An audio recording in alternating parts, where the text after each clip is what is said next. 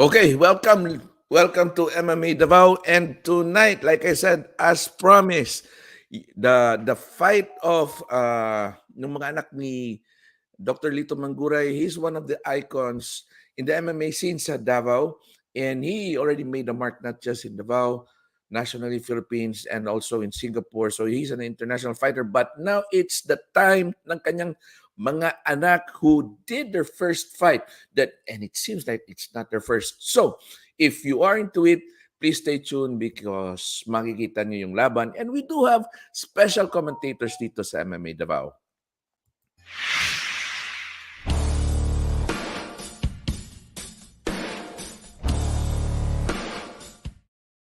So welcome to the Fighters Lounge MMA Davao, and a few words from our sponsors pala bago tayo mag-start sa bakbaka na.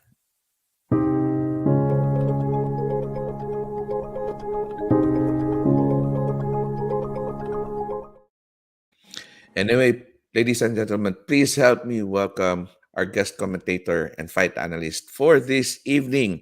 First, sabay na natin tatlo. Sabay natin dalawa. Mr. JC Reyes and yung dating guest natin si Mr. Ron Catunao. Good evening. Good evening po. Good evening. Mayong gabi sa mga sa followers ng MMA Davao, and good evening everybody who's following our StreamYard. Grabe to, Doc, ha? Sana lagi. Sige, walang problema. Pwede natin consistent tayo sa podcasting. Ang problema sa akin, parang passion lang 'to eh. Kung kung kailan merong magandang i-feature, but we can do this with the help of you guys. Palakihin natin 'to, and then mukhang enjoy 'to eh. So ngayon, before anything else, introduce yourselves, and una ko muna si JC. Yes. Ako po si JC Reyes. I'm one of the hosts of the podcast called Destroy Manila, combat sports podcast that started in 2017. All about not just MMA but combat sports in general. Dito we tell stories of fighters, of people involved in the combat sports scene. And syempre, the other podcast that I do is called Combat Sports Weekly with Prof. Franco Rilloda and Coach Carl De Mesa. Dito naman, we talk about everything combat sports din, pero we do it live, usually Mondays, dito sa Philippines around 6:30 or 7 p.m. Manila time. And syempre, pwede ka na ba i-introduce na recently became one of the commentators ng URCC? Go ahead. Yes. And syempre, ang kasama natin isa pa ngayon, not only the matchmaker of the URCC, one of the bosses sa Cat Bros and ng Academy Fighting Championship at iba pa, Sir Ron Catunao. Ayun, magandang gabi. And Doc Vince, thank you for having me here again. It was fun last time, and I'm sure this will be fun again.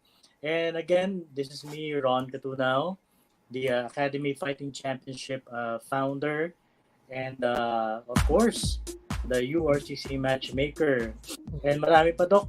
Dami natin gagawin this year bago matapos itong taon na to. I know, maraming project ang URCC ngayon eh. And not just URCC, and a lot of, should I say, MMA scene. After the pandemic, mukhang napukaw yung combat sports natin. So anyway, this evening, we will talk about and watch the fights of the Mangurays. So start na tayo. Let's do this. Bakbaka na. Bakbaka na. Bakbaka na talaga. Bakbaka na. So it's time!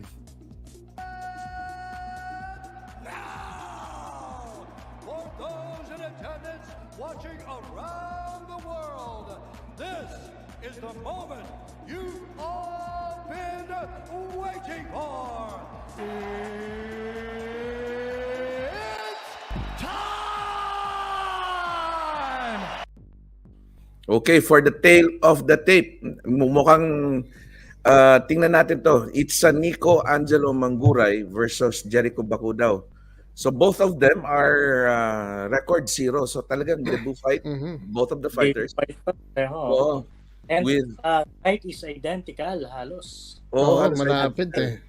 5'10 for Nikko Manguray and 5'9 for Bucuado. 5'10", 5'9". Bucuado. How do you Mm. pronounce that, Doc? Bucuado.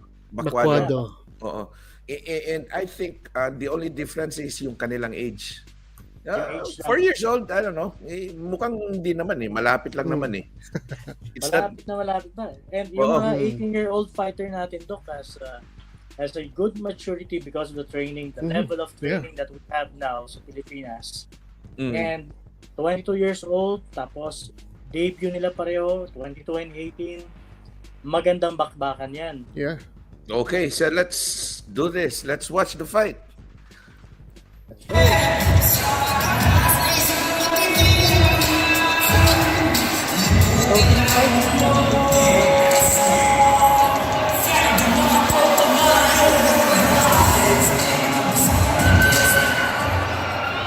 Sandali lang. Mukhang iba yung nailagay ko. Si Nikko pala yun. Si Hero yun. Si Hero and Ito si Nikko pala. Sorry. Ayan. My fault. Careful ba?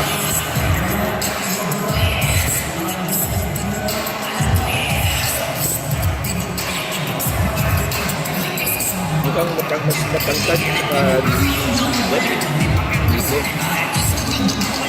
So, yung lang din,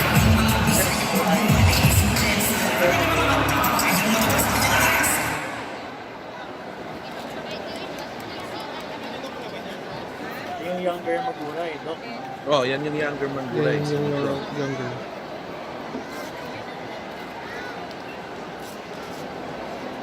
Maganda itong nangyayari sa mga young fighters. They have this. Meron sa magandang height. 5'9 and 5'10. Yeah. And we can see a karate stance for Yeah. the younger Manguray. Although medyo sa defense niya medyo kailangan niya talaga improve yan kasi medyo maganda yung pasok ng mga suntok ng nakalaban niya eh. May Bucuado. Yung Bucuado Yeah. His opponent is very aggressive sa kanyang mga punches kanina. But May pagka-brawler eh. Yeah. may pagka-brawler, pero itong si Nikko, Nikko, right? Right. Yes, Nikko. Nikko has a good stance and preparation para sa kanyang takedown. Yeah. And there you Talagang go. Yan na. kung si Bucuado aggressive sa strike, si Nikko talagang gusto dalhin agad sa ground tong laban. Pero we saw earlier, ang ganda ng karate stance ni Nikko, no? Parang tatay nila eh. Oo. It shows the background na karate, yung foundation. True. And maganda yung kanyang single leg takedown. Ang ganda ng pass niya. He took advantage of that brawl ni Bucuado kanina. Yeah. Medyo Medyo hindi lang ganun kaganda yung position pero he's trying to get that. May hawak-hawak ng konti sa cage. ayan, no? Kick ng leg, oh. Talagang pinupush niya na makakuha ng takedown kasi mukhang he knows that he's really at an advantage versus sa kanyang kalaban dito. Pero with this position, to our viewers, especially the young fighters who are viewing us, in this position, kung nasa fence ka, if your back is against the fence, you should work your hands either at the hook or you should be giving some body blows sa opponent mo. Right. Ayun. Ayun, nakakuha. Yeah, I think Bucuado was aiming for a guillotine kanina. Yeah. While Pinipilit niya, kaya lang the thing with trying that submission, kapag hindi mo talaga, wala ka sa position, nagsasayang ka lang ng energy. Yes, so, yes. dapat hindi mo na pinipilit eh. So ito, I think he's going for RNC. Yeah. Rear naked choke, yeah. So parang second attempt na dumulas. Nikko is in a good position Yes. for a rear naked choke. Ganda ng control Naka-triangle niya. na siya sa body. Naka-triangle na yung legs niya sa Grabe, body. 3 And attempts that's na it. third one nakuha yung rear naked choke. On the very first round, Yeah, bilis. galing ng back. Ang ganda ng kanyang triangle sa body. Pagkakala. And the preparation ng kanyang talon. Ang ganda ng preparation, no? Yeah. And in yung styles nila, you'd assume na since ang background nila is karate, he would stand up with his opponent, pero parang ang ginawa niya kaysa mag-stand up, he tried something different. He Yeah. managed way to bring the fight to the Naging ground. ito lang Doc Vince and Kuya JC. Sa lahat na nakita natin sa MMA fights, whether UFC or other large promotions sa URCC, ito napapansin ko. Pag nakakita tayo ng mga karate style na stance and then nag-switch ng stance, ang nagiging tawag madalas ang commentators dyan, unorthodox. Unorthodox stance. Bakit? Nagpapalit-palit ng stance, nakababa ang kamay, but ang hindi alam ng opponent and nawawala sa isip ng opponent minsan, wala, malambot to. Kaya kong pasukin, karate style. Malambot lang to, kaya to. Hindi nila alam, siniset up sila for an up kick or a kick to the body or sa pamukha nila. Just like what Lyoto Machida has been doing. Yes. Diba? Very effective.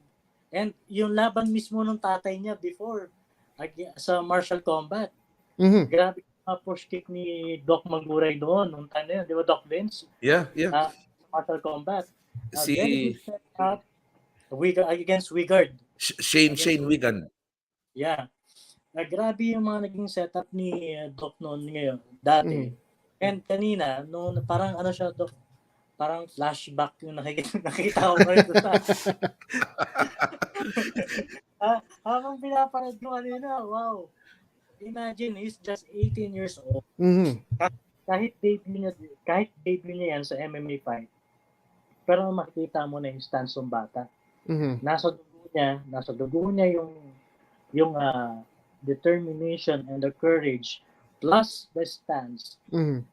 Sa kanila ng tatay nila. The training that they had doon sa kanilang camp, talagang nag-reflect kanina, Doc. Diba kayo? Reflect kanina Plus, the grappling stance.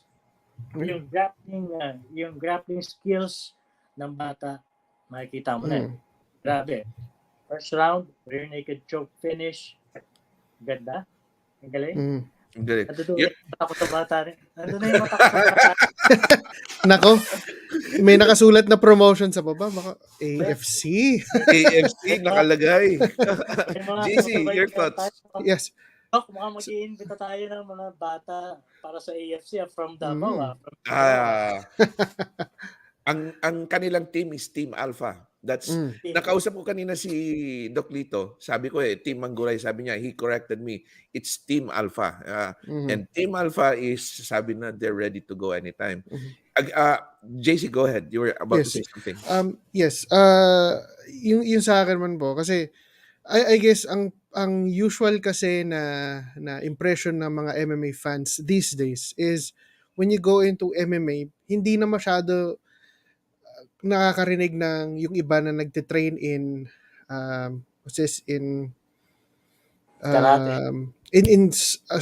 styles like karate. Kumbaga yung mga Bondo, yung mga yan. Yeah. Ngayon kasi, usually pag nag-MMA, diretso na sila sa either boxing and Muay Thai, then wrestling and Jiu-Jitsu.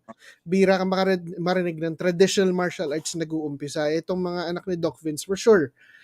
Ni Doc Lito, for sure, mula pagkabata nito, tinutukan niya to. And napanood ko nga yung interview niyo sa kanya kanina. What's impressive is sila na mismo yung hindi na sila nagpapapilit for training. Yan ang mindset. Hindi na kasi diretso na. It's like, you know, they're the ones who are asking for it and they train themselves. So tinanong ko sila, ano bang ginawa nyo? Preparation. It's like, no, we've been doing this. Parang lifestyle na. So they don't really have to prepare. It's like another day. Another day, another dollar. Doc and Kuya JC, remind me later after we watch the fight of the older Manguray. Meron akong sasabihin na mahalagang bagay regarding the effects of being Doc Lito Manguray as the former URCC champion, the effects of it to the two young Mangurays. Mamaya, i-share natin yan mamaya sa kanila. Definitely, because once you see the fight of the older Manguray, which is Hero, I think yung observation mo, I think it would be sealed because it's another. when I was watching Doc Lito during martial combat, inisip ko si Lyoto Machida.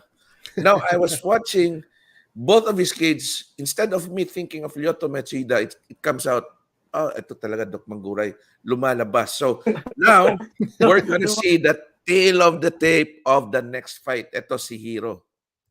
Yeah. So looking at this, oh my goodness.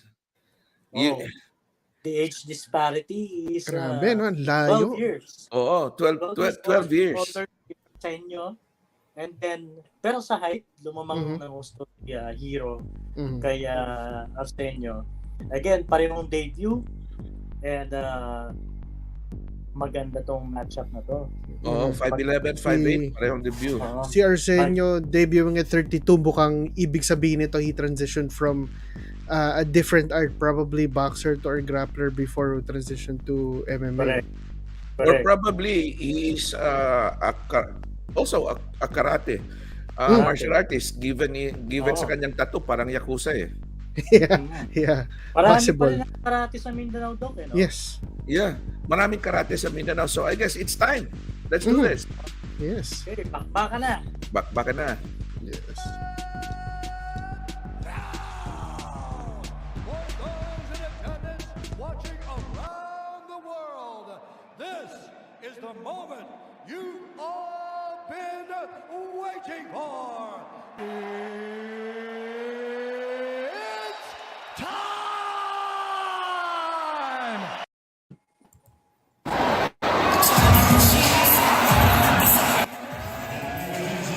And here we go. Yeah. Hero is 20 years Hero. old. The older Arsenio, sibling. Arsenio is 32 years old. So 12 years older ang kalaban ni Hero. Pero lamang si Hero sa height, 5'11". Sa height at sa kahaba ng galamay.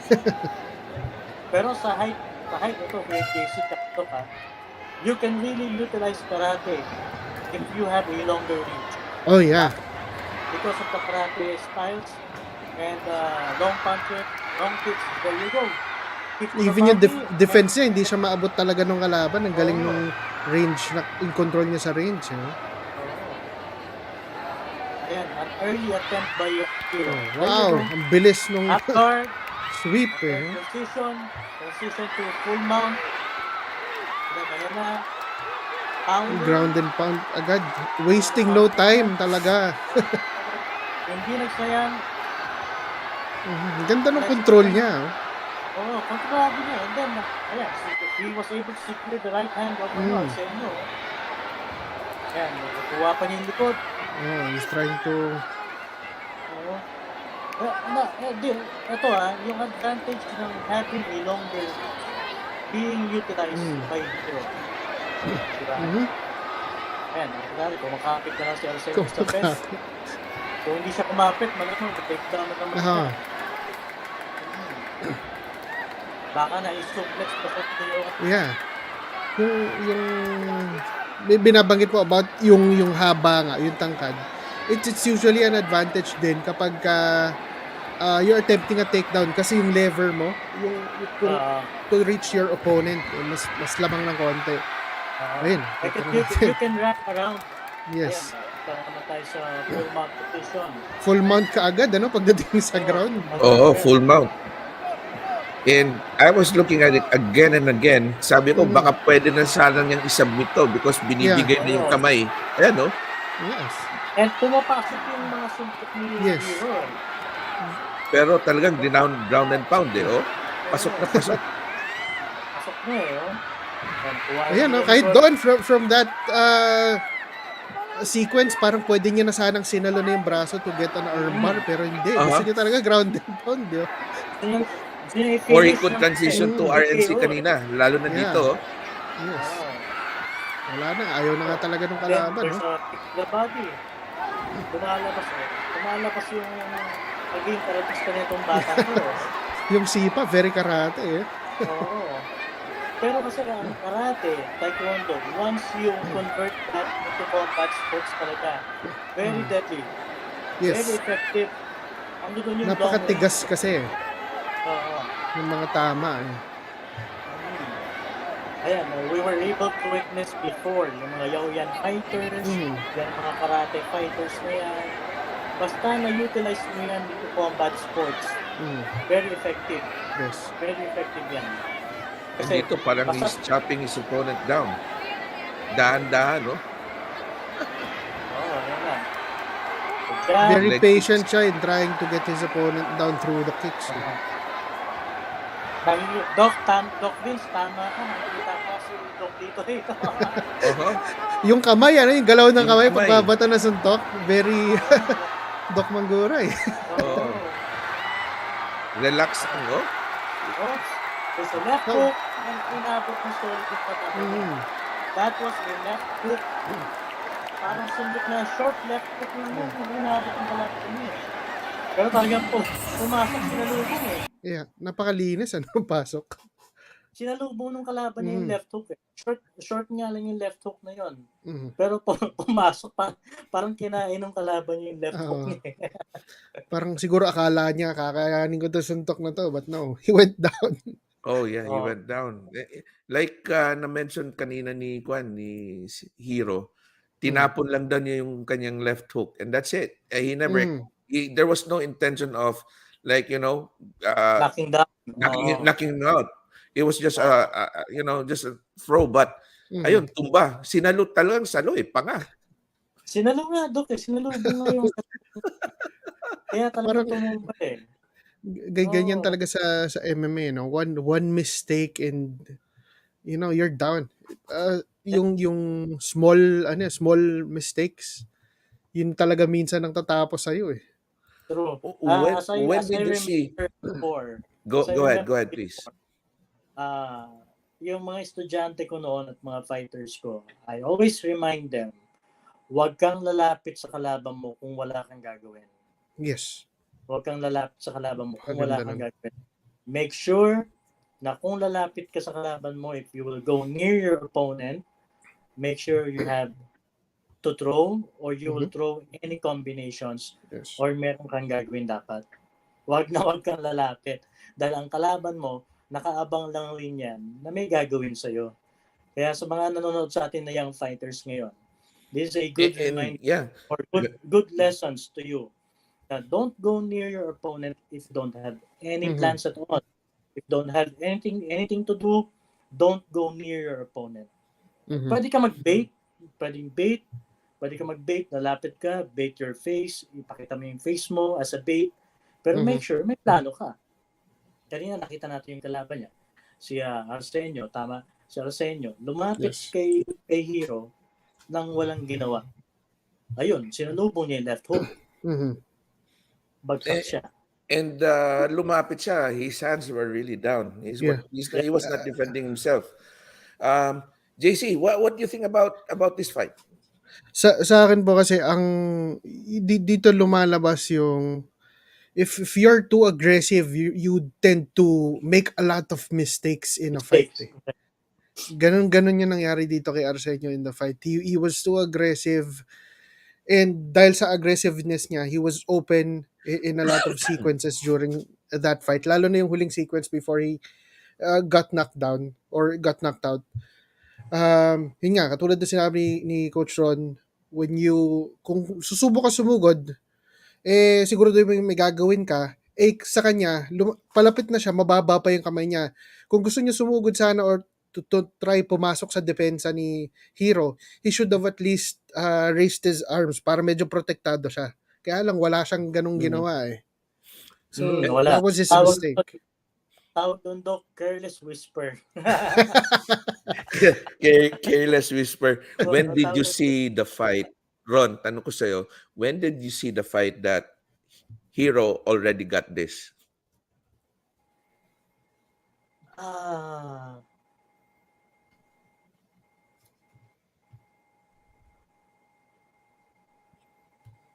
alam mo, Doc, kanina nung pinapanood ko, kung pwede lang tumimik muna ako para panoorin ko lang.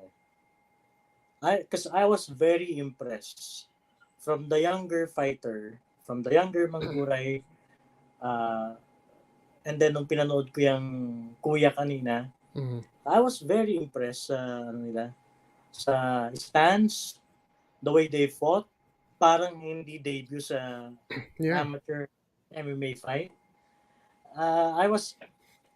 Gusto ko kanina, kung pwede lang kayo muna ni Kuya JC magsalita, and then I'll just watch. and being a matchmaker, looking for the excited looking for the future of Philippine MMA. Di ba? I was thrilled. I was thrilled, Doc. Especially when you invited me to do the analysis for these two young Mangurays, with these two young up-and-coming Philippine MMA stars. I can tell that up-and-coming Philippine MMA stars from Mindanao. Again, meron na naman manggagaling sa Mindanao. I don't want to break anything. I don't want to jinx or what. I don't want to preempt. Baka sabihin natin masyadong maaga dahil debut pa lang. Pero kita naman natin once you step inside the cage, it's true war.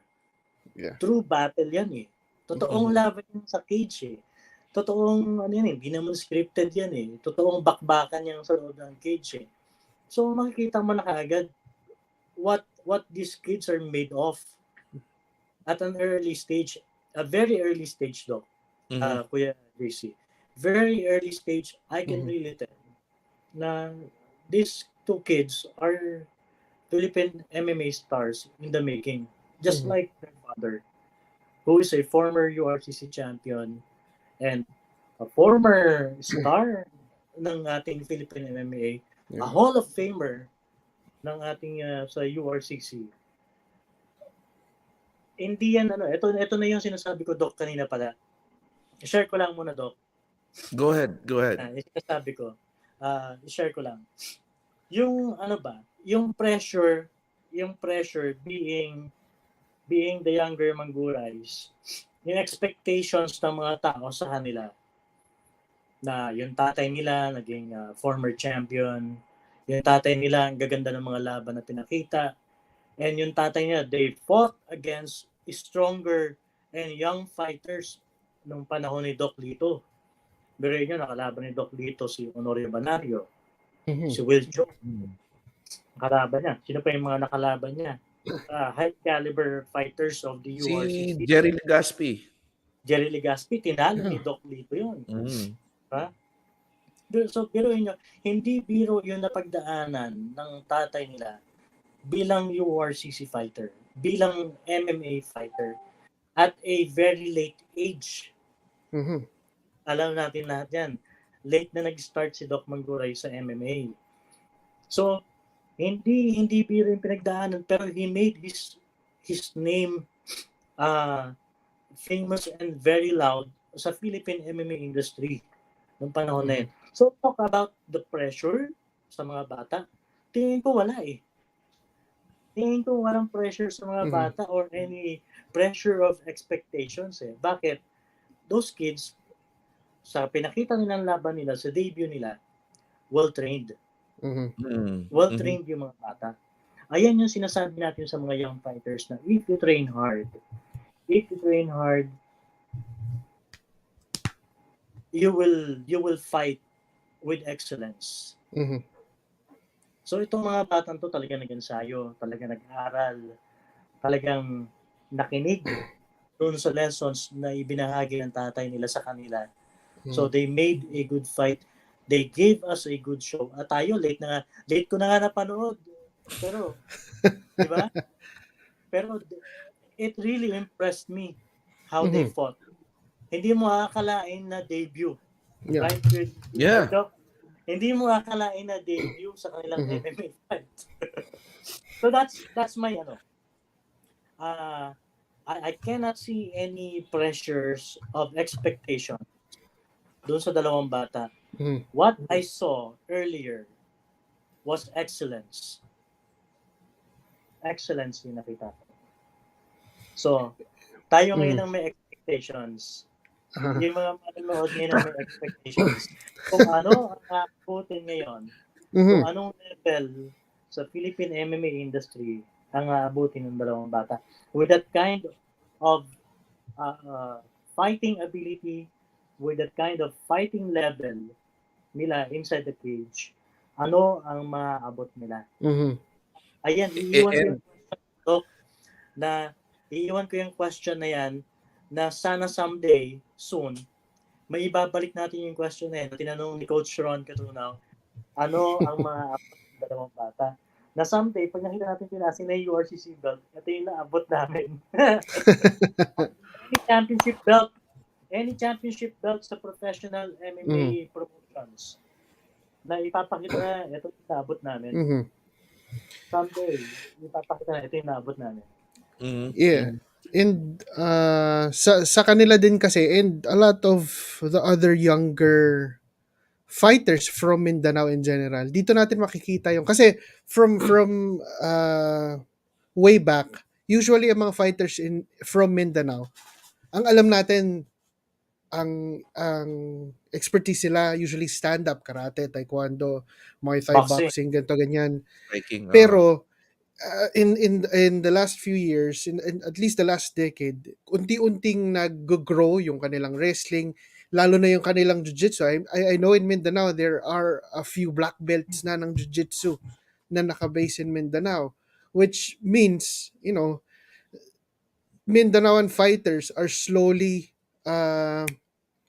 leveling up, na nakakasabay na talaga. In Visayas and Mindanao in general, nakakasabay na talaga sila sa mga nasa Luzon. In fact, baka nga malay natin, mas umaangat na sila lalo. Hindi pa lang natin talaga nakikita. Kasi ang laki ng improve dito lang. I mean, before, usually pag makikita natin mga debut from Mindanao, hindi yung ganyang show of skill eh.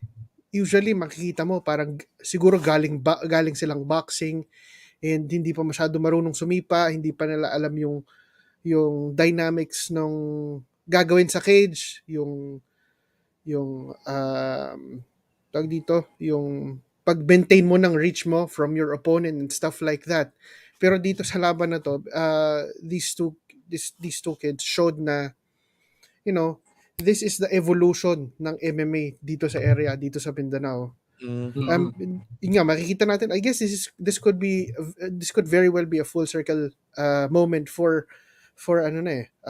Doc Lito, kasi from him being medyo late na nga nagsimula in the MMA scene, naipasa niya, nakikita natin, at least it showed na naipasa niya talaga whatever he had dun sa mga anak niya. Now, DUFC sila lumaban. The thing is, how soon are they gonna be given more fights to showcase their skills, and hanggang saan sila so far? Kasi mukhang masisipag na mga bata to eh. I mean, Yes. the fact that they mentioned, that Doc Lito mentioned, that hindi na sila kailangang pilitin to train, sila na mismo gigising ng maaga to train. Usually kapag, alimbawa, kamukha niyan, yung father nilang isa sa mga trainers sila, minsan hindi natin maiwasan, may mga fighters na, mamaya na yan, ikaw naman trainer ko, mamaya na tayo mag-training. Pero ito, sila pa mismo yung nangungulit pala sa father nila na, tara, let's train. We need to do this. We need to get this done. Parang kung ako si Doc Lito, syempre, I'd definitely be proud, kasi yung mga anak ko, tinutuloy, kumbaga, yung legacy ko in MMA. Now, talking about fights, I heard from Doc Lito kanina, they will be fighting this October and this December. So I guess they will be given enough exposure sa MMA, because kanina it be in their debut fight. Let's see Mhm. more of ring time sa kanila. Talagang hinog na ba? But the way Mhm. they were fighting, I was Yeah. looking at both of them. When they look at their opponent's eyes, makikita mo yung confidence level nila. Parang Yes. hindi takot. And it's like, okay, it's game on. Let's do this and let's have a good fight. Yun ang nakikita ko both from Nikko and kay Hero. Now, Mhm. but I can see a big difference on how these two fight on their game. One is more like, okay, I'm gonna submit him or being compassionate. Is he younger? But I see the older one who's Mhm. more aggressive. Sabi ko, parang brutal to si Hero eh. Kasi he has Si the Hero. opportunity of submitting his opponent right Yes. away. It's either, Oh, during the ground and pound, his opponent was giving his hand. He could do the armbar, or armbar. Mhm. the opponent gave his back. But wala. Dito tayo, sagupaan. He's the Mhm. typical warrior. Let's go, strike it out. Talagang bakbakan na. So, anyway, this is, I would like to thank both of you for being here, given this good analysis. Now, you're about to say, JC, go ahead. Yes. Actually, I was wondering kung itong sila Hero and sila Nikko, if they actually compete in other martial arts na before this. Mga Na-search grab. ko nga na apparently sa yung ADCC na Philippines na leg sa Mindanao, they have in fact competed before. So talagang nandun na yung confidence. Yes, yes. They have competed before sa Mhm. ADCC. And let me ask you, remember that stance open hand na medyo Mhm. maluwag? Mhm. You think of Lyoto, you think of his dad. The other Mhm. fighter that I remember, and also I guess during that time when they were kids, parang nagtitrain din sa kanila eh. Si Ali Kali. Oh yeah. Di ba makita mo So, yung yeah. Ali is a boxer, So, but you don't see him like, talagang Mhm. closed fist. Maluwag mm, yung kamay ni Ali, and then he Mhm. just he just throws it. And Mhm. nakikita ko rin nandun yung kwan eh, yung kamay ni Ali. Mhm. But this is, I guess, parang trivia. Ali and Lito, during those times back on 2010 or 2009, Mhm. parati si Lito and Ali. They, they, Mhm. they, they train each other. So I guess during that time, these kids already saw Mhm. that Yeah. influence. Kasi yung kamay ang gaan eh, pero kung tumama ang pero, bigat. Yeah. pero Doc, in fairness dun sa dalawang bata kanina, kahit meron silang strong karate base, maganda yung mga kamay nila for boxing. They Aha. have Mhm. good, no? They have, they were able to utilize good jabs, yung mga hooks nila, Chris, Yes. yung mga hooks nila. Maganda yung boxing eh. Kasi alam naman natin, pag karate, body hit Yeah. yan. Very controlled ang punches, and Mhm. nakababa ang kamay. Pero Mhm. once they start throwing the punches, meron talaga eh. May forma yung punches eh. Mhm. Right, Kaya, right, right. hindi lang pang karate eh. Feel ko talagang, well, talagang MMA. MMA Yeah. na eh. MMA. Yeah. MMA na talaga yung bato ng dalawa eh. MMA na Mhm. talaga yung salang sa kanila. And I would love to have them sa There you go. AFC very soon. Mhm. Kung hindi sila, kung I don't wanna wish na hindi matuloy yung event nila sa December. I don't wanna wish na hindi matuloy yung event nila sa December.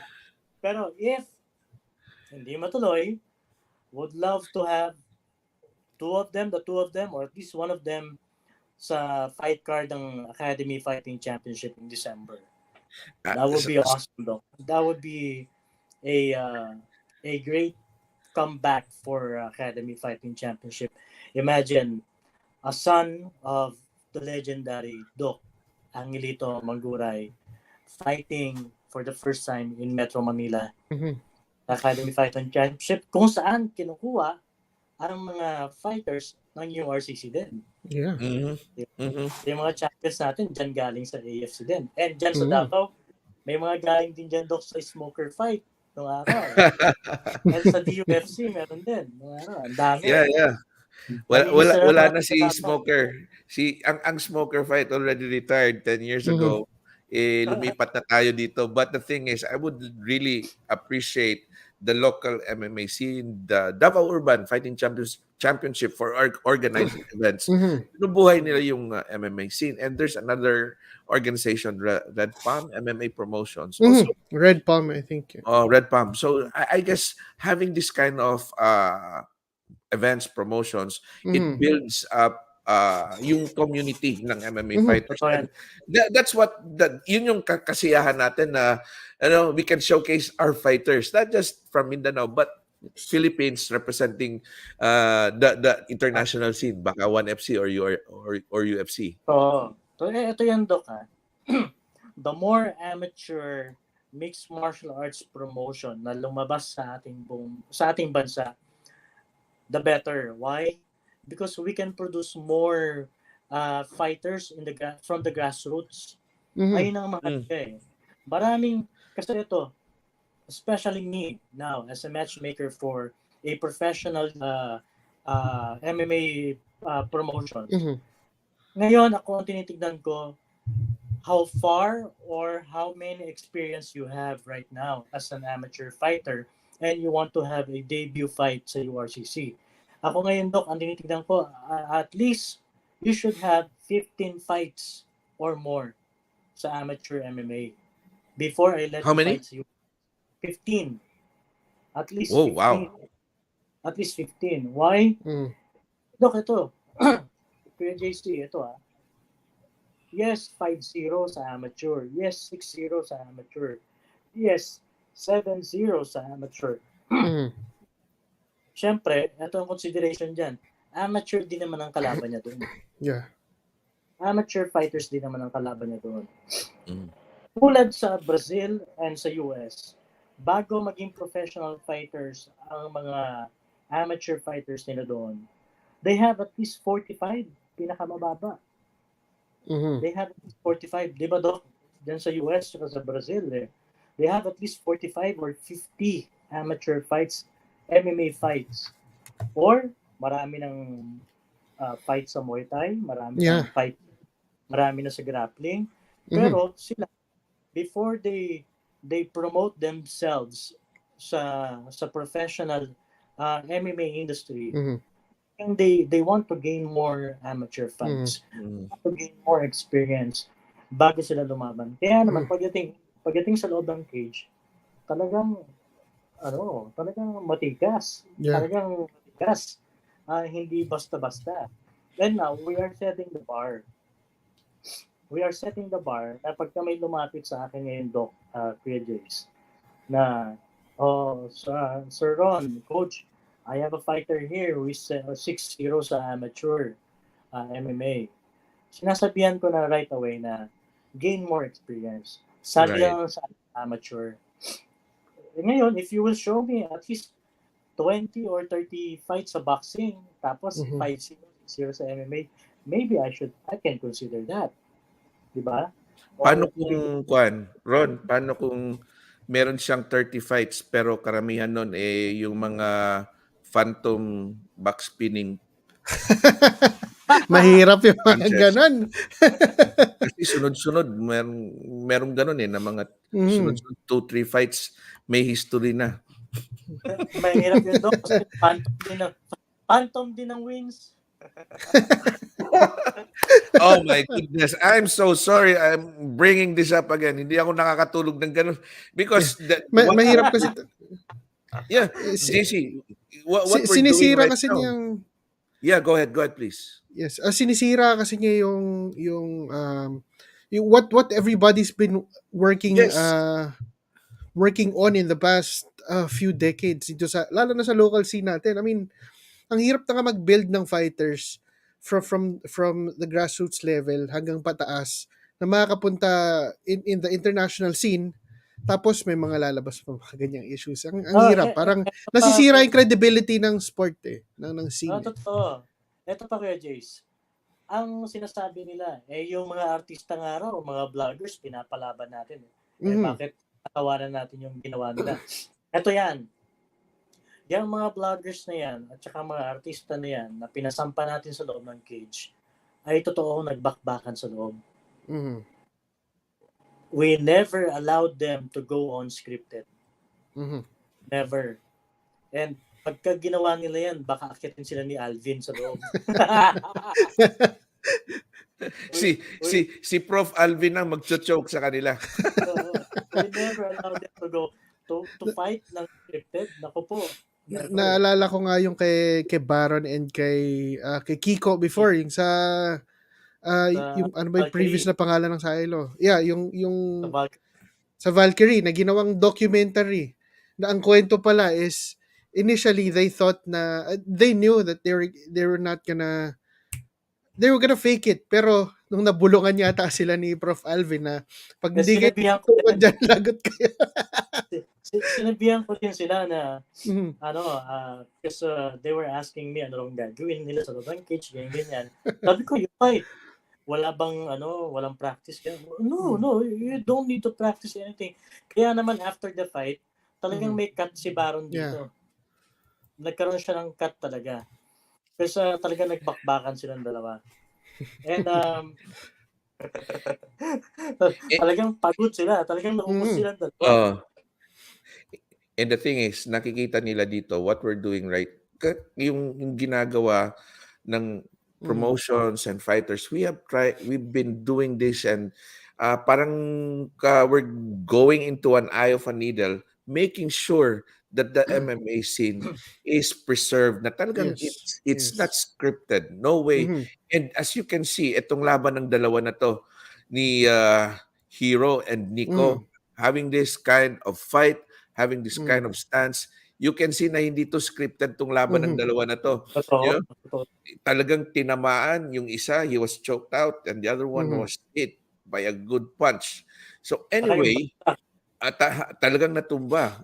And it is very promising tong mga laban ng mga batang to. And not just sila, but most of the fighters right now. And I hope in the future we can have more of these fights, and we can see these two, like you said, Ron, kanina, na meron silang hawak-hawak na belt. Ako, ang hawak-hawak ko dito, ito.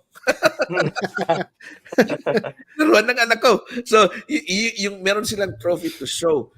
And at the same time, bring the legacy of their dad. And bring the legacy of what is true MMA. Ito yung tunay na MMA. And I would like to thank both of you for being here.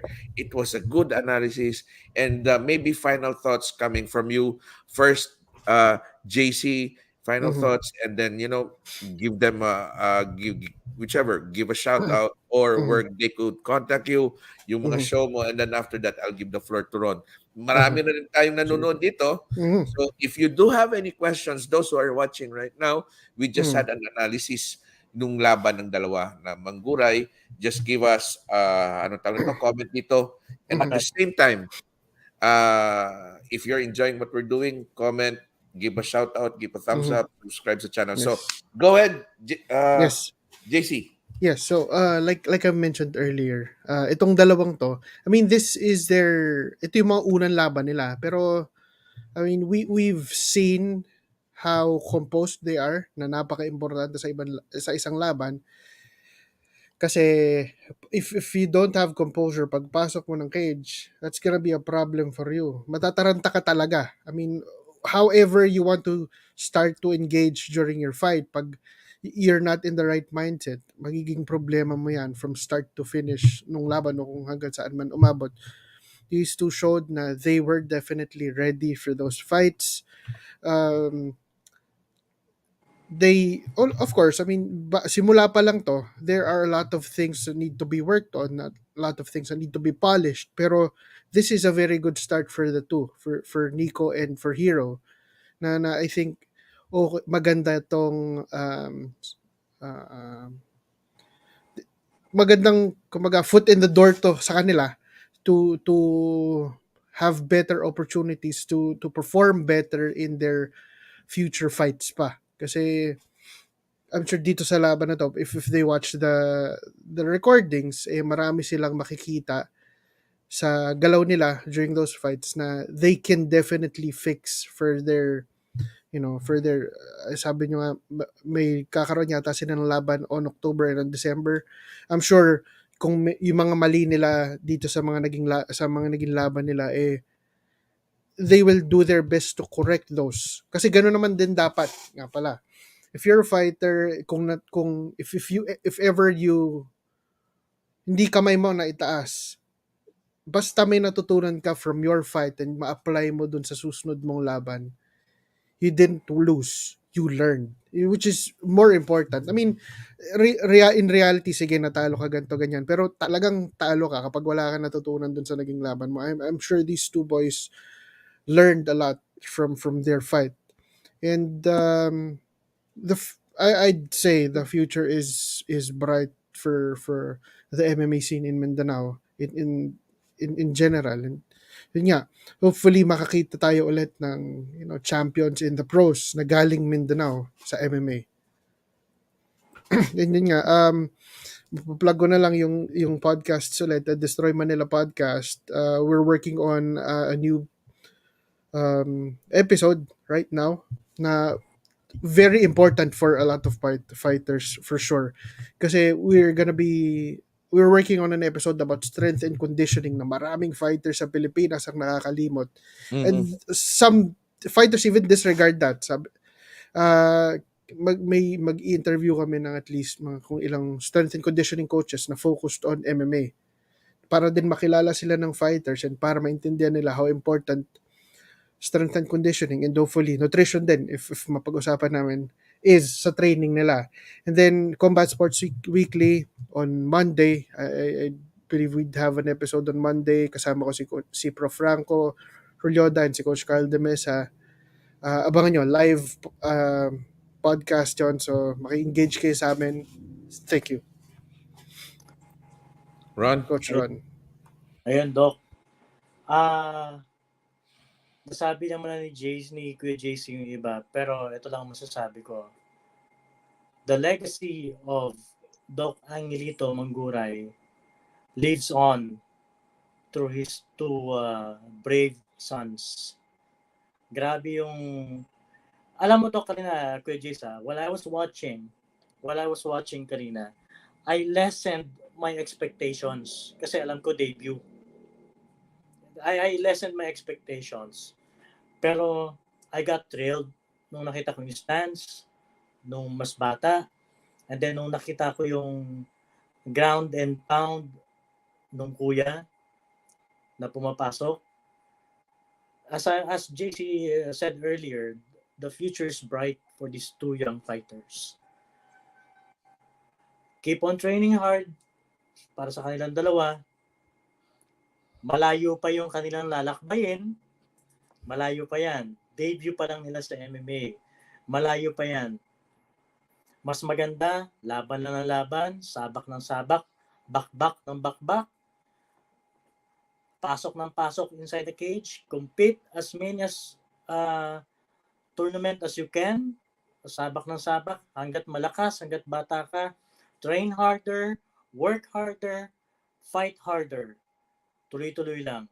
And of course, para na rin to dun sa ating mga viewers na batang fighters who are aspiring to be a professional MMA fighter someday. Work hard. Nakita niyo naman yung dalawang bata kanina. They worked hard. Hindi lang nila karga yung pangalan ng tatay nila eh. Kaya sila ganun kagaling kanina eh. Hindi dahil sa pagiging Manguray yon. It's because of their hard work. Ganun yon. Hindi lang dahil sa apelido nila yon. Dahil nagtrabaho din sila, nagtraining din sila ng dalawa. Kaya ayun yung resulta ng kanilang laban. And ayun ako, isingit ko lang, Doc. December, Academy Fighting Championship will be back. You can send your profile sa ating messenger sa Academy Fighting Championship. Open po yon. Makikita namin doon ang messages nyo. And welcome po. Kung meron pong babiyahe na taga Mindanao, pwede ho kayong bumiyahe dito. And of course, we'll be launching, pipilitin namin this year, Doc, Kuya JC. We'll be launching Academy Kickboxing Championship, Academy Grappling Championship, Academy Boxing Championship and Academy Wrestling Championship. Grassroots. There Wow. you go. We will be talagang ending the year with a bang para sa ating grassroots. Ngayon lang tayo nakalabas ulit babawi yung mga bata. Kailangan pabawiin sila. Mukhang ito yung effect ng ng pandemic. Sunod-sunod na mga event. Kailangan makabawi yung mga bata. Okay, I guess that really ends our episode. Again, maraming salamat sa iyo. Sa inyo, my friends here, CJ Reyes and si Ron Catunao. And for those who just got here, ito yung pinag-usapan namin, laban nung dalawa. And also, in this side, makikita natin, medyo blanco, but it is what it is. Nagkakaproblema tayo sa technical one-man show. So, anyway, yeah, on this side, sa left ko, was it left? Yes, this is on my left. We had a previous interview with the Mangurays kanina, and ilalagay namin sa link dito. And at the same time, if you have not watched our pre-fight analysis between Mammoth and Boss Bullet, kami ni Ron Catunao, and also the post-fight analysis with CJ Reyes, you can also look at our description box. Stay safe, be safe. God bless you all. Maraming salamat to all my guests here, JC and Ron. Bye-bye. Huwag mo na kayong... Boy, Thank you.